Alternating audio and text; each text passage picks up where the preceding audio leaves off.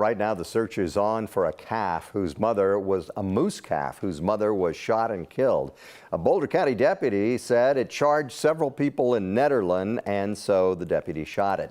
9 News reporter John Glasgow joins us in the studio. So, John, the mother moose injured 2 people yesterday. That's right, Gary. The pair had started a hike near the West Mongolia trailhead when they encountered the moose. The sheriff's office says that the moose charged at them trying to protect its calf. The hikers had a dog with them, which CPW says may have agitated the animal as well. Now, shortly before that, a mountain biker ran into the same moose and calf on the trailhead.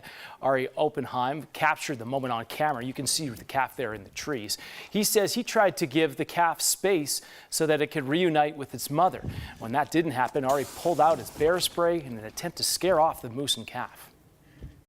Now, it would have gotten me if I didn't have the bear spray, most likely. I mean, as the moose was about 6 feet away from me, I took out my bear spray and discharged about half the bottle right around its face area. You know, moose are active a lot more during the day, and they're not going to run off as typically as you might see with deer, elk, bear, or mountain lion.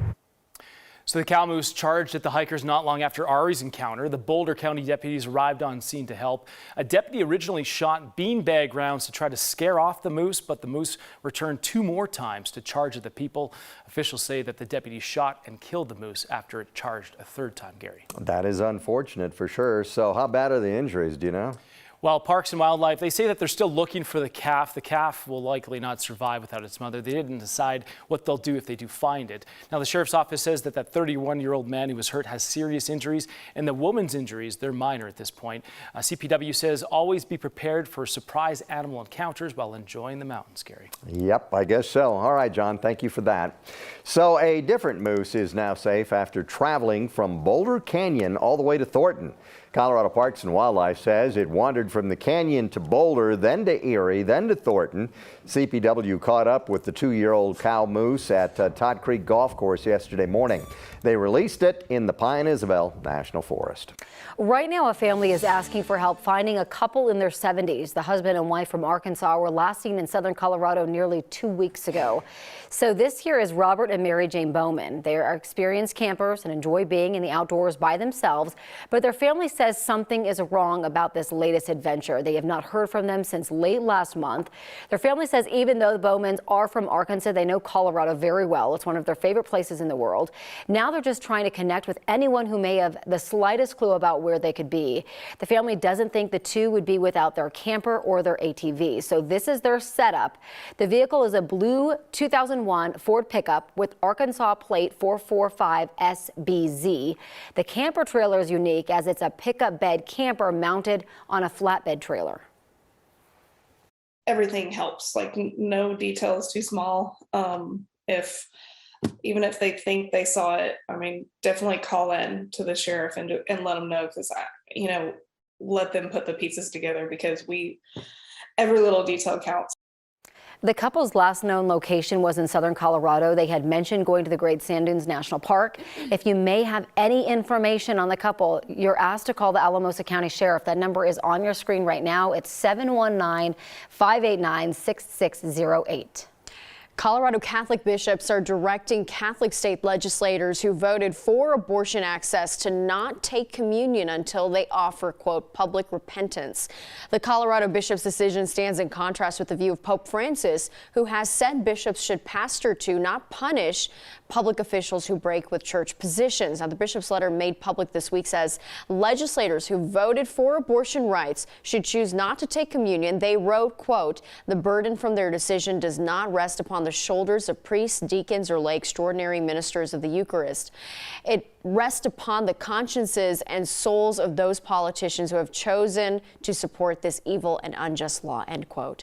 9 News asked the Archdiocese of Denver if they have issued a similar no communion directive publicly or privately to state legislators. The Archdiocese declined to comment and referred the question to their lobbyist. Of course they have a lobbyist. With the change in Broncos ownership, talk is heating up quickly that the franchise may build a new stadium. Now comes the question of whether they want Colorado taxpayers to pay for it. One Mile High sits on valuable land, of course, near downtown. Other NFL owners receive taxpayer dollars to build massive complexes outside of the city. Kevin Vaughn from our 9 Wants to Know team looks at that issue and found a lot of unanswered questions. It wherever you'd like to. In 1999, Denver broke ground on a new Mile High stadium. 2 years from today, we'll be walking through a brand new landscape parking lot, going to a preseason game in the best stadium in the National Football League. Now, a day the late Pat Bowlen couldn't imagine. His beloved team being sold, his beloved stadium facing an uncertain future. Stadiums that are 20 or more years old are somewhat economically obsolete, even if they're not physically obsolete. Just look at the $5 billion SoFi Stadium, and it's no surprise to sports business consultant Mark Gannis that NFL owners have a serious case of arena envy. One of the things the NFL realized some years ago is they had a lot of no-shows, tickets that were sold with people watching the games at home.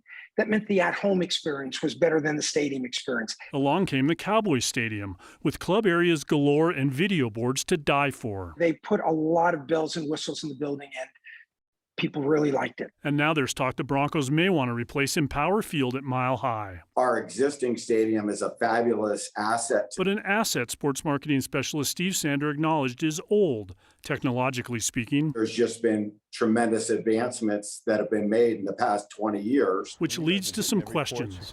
Would taxpayers kick in a big chunk of the cost of a new stadium, as they did with the current one? Or would they expect the deep-pocketed team owners to foot the bill? And if a new stadium is built, could the team move to the suburbs? That appears likely in Chicago, where Soldier Field is expected to lose the Bears to suburban Arlington Heights. Kevin Vaughn, 9 News. Yeah, people in Chicago are not very happy about that whole thing. It is worth noting that Levi's Stadium, where the 49ers play, and SoFi Stadium, home of the Rams and the Chargers, were built without any public money. Broncos sale still has to be approved by the league. Once it is, discussion about the future of Empower Field expected to get a little more serious. Well, the Broncos' $4.65 billion price tag, as we have said, is a record for U.S. sports franchises. That is double the last record, was set in 2018 when David Tepper bought the Carolina Panthers for $2.275 billion. The last outdoor retailer summer show in Denver starts today at the Convention Center, although some big names are pulling out. Show organizers announced in March they're moving back to Salt Lake City after their 4-year run here. The show moved to Denver in 2018 after Utah lawmakers asked then President Trump to get rid of Bears Ears National Monument. Patagonia, REI, and the North Face are all boycotting the event because of the move back to Utah.